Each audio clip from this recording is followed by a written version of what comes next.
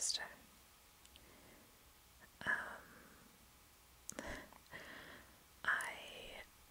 I was just about to upload a video that I recorded yesterday on my birthday. I recorded it on my lunch break. Anyway, I was then deleting videos off the camera to make room for more so that I could record another video tonight, and I inadvertently deleted the one that I recorded yesterday.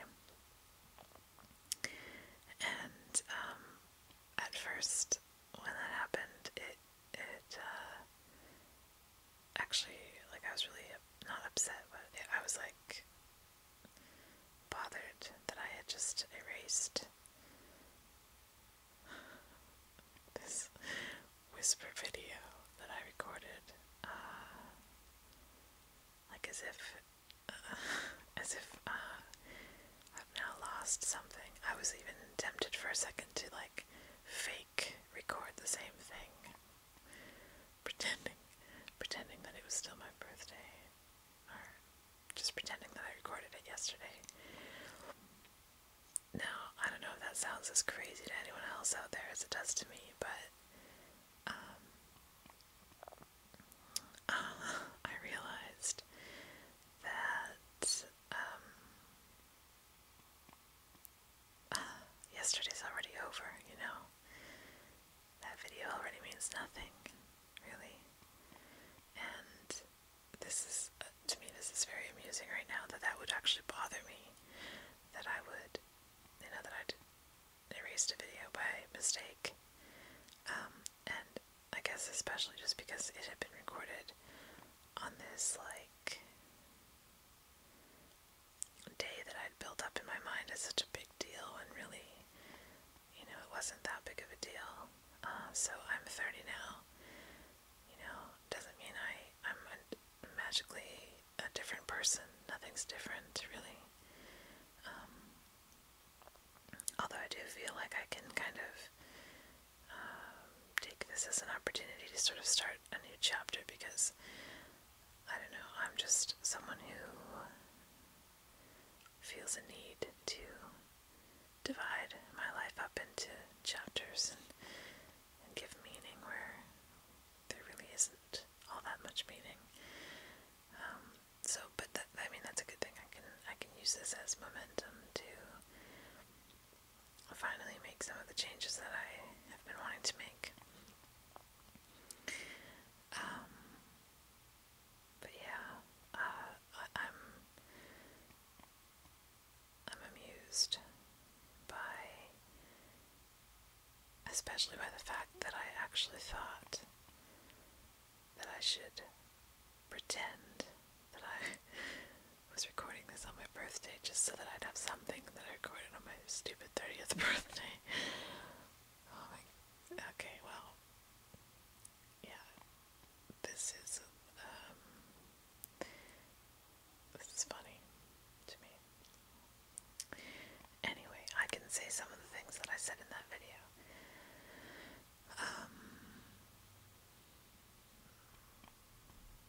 One of the things that I have been thinking about a lot over the last maybe week or so is this idea that everything I think is real about myself and my life up until this point is really, you know, just a subjective interpretation of reality. It's a story that I've told myself to explain the reality that I've experienced, and I'm starting to kind of see that. I've had a lot of really cool little coincidences in the last few days that keep sort of driving this point home.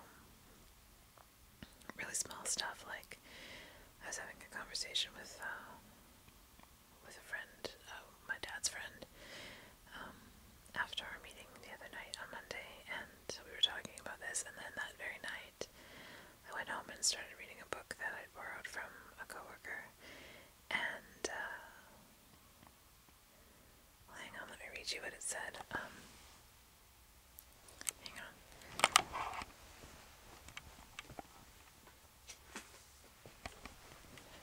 I'm actually going to read the first chapter of this book at some point soon, but for now I'm just going to read this little bit.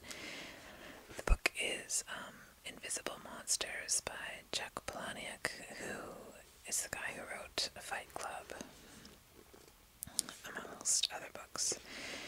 My brother really likes this guy, but I read a couple of his books, like started to and couldn't really get into them, but this one's really quite cool.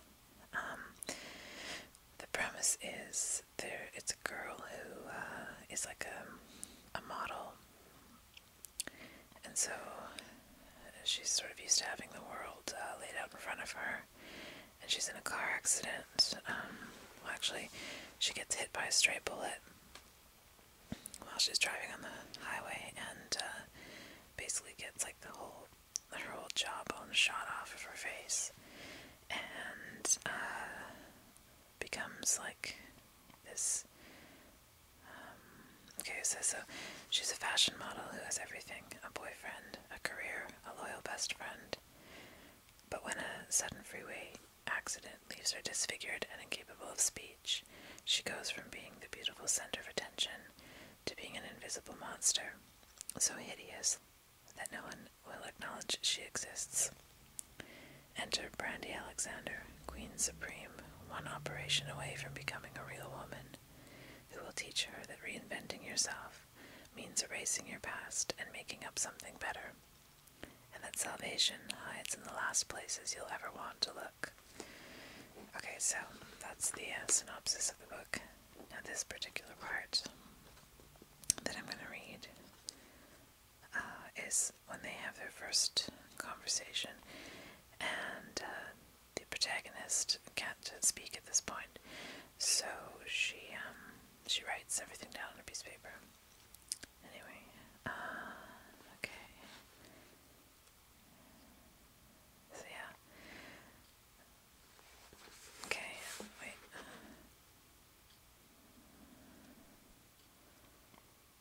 Sorry, I have to find the spot. Okay. So, this is like the end of the third chapter, I think. Jump to Brandy Alexander's hands. This always starts with her hands. Brandy Alexander puts a hand out, one of those hairy, big-knuckled hands, with the veins of her arm crowded and squeezed to the elbow with bangle bracelets of every color.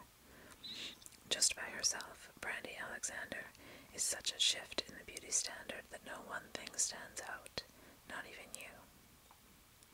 So girl, Brandy says, what all happened to your face? Birds, I write. Birds. Birds ate my face, and I start to laugh. Brandy doesn't laugh. Brandy says, what's that supposed to mean? And I'm still laughing. I was driving on the freeway, I write, and I'm still laughing. Someone shot a .30 caliber bullet from a rifle. The bullet tore my entire jawbone off my face. Still laughing. I came to the hospital, I write. I did not die. Laughing. They couldn't put my jaw back because seagulls had eaten it, and I stopped laughing. Girl, your handwriting is terrible, Brandy says. Now tell me what else. And I start to cry. What else, I write, is I have to eat baby food. I can't talk. I have no career. I have no home. My fiancé left me. Nobody will look at me. All my clothes, my best friend ruined them. I'm still crying. What else, Brandy says. Tell me everything.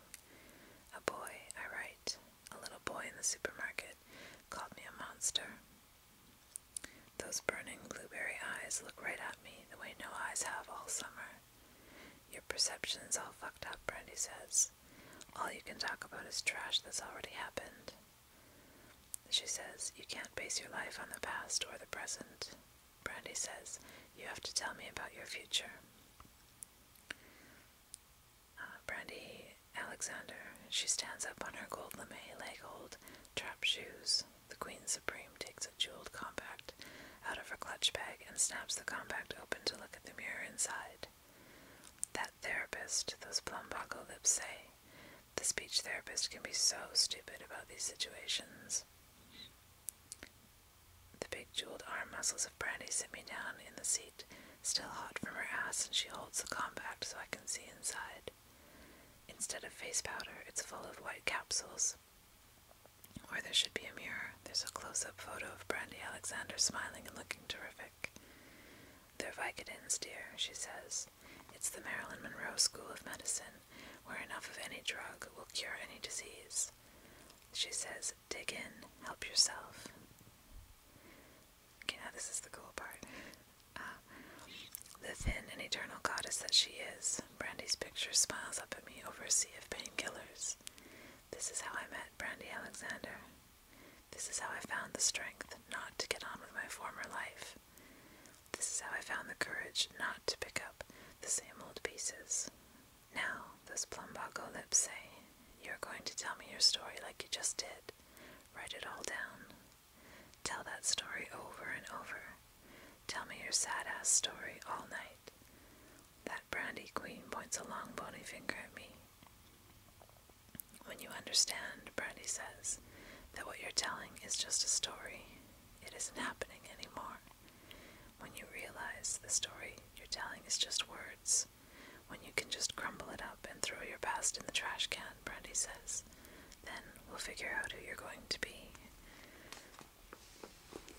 So, yeah, I read that and I was just like, okay, I hear you, universe, whatever. I get it. And I can see very clearly where I've been telling myself the same story over and over for as long as I can remember.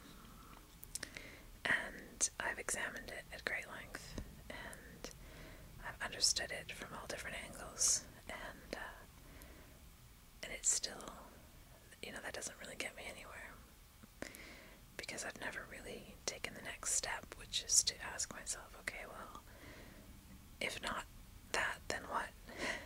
If this hasn't been working, if it hasn't felt true and it hasn't been producing the results that I want, then what other story is there, possibly, that I could be living? So that really is what I think I need to look at. Like, I really need to let go of the past. And I mean, I know this is something so stupid and ridiculous, but even this, even this whisper video tonight, like this right here, what I'm recording, is way more honest and representative of where I'm at than even what I recorded yesterday.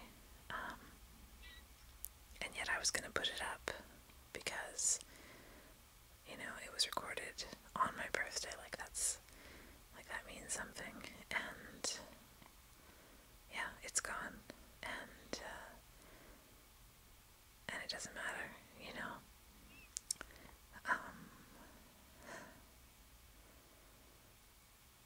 and I mean, I'm gonna need help to do this. That's where my, I don't know, higher power or God or whatever the hell you want to call it comes in, because when you've got beliefs and stories that you've been telling yourself for this long, they seem like truth. They seem like the facts, and they're very hard to shake. Now that right there may be another story. Maybe it's not so hard.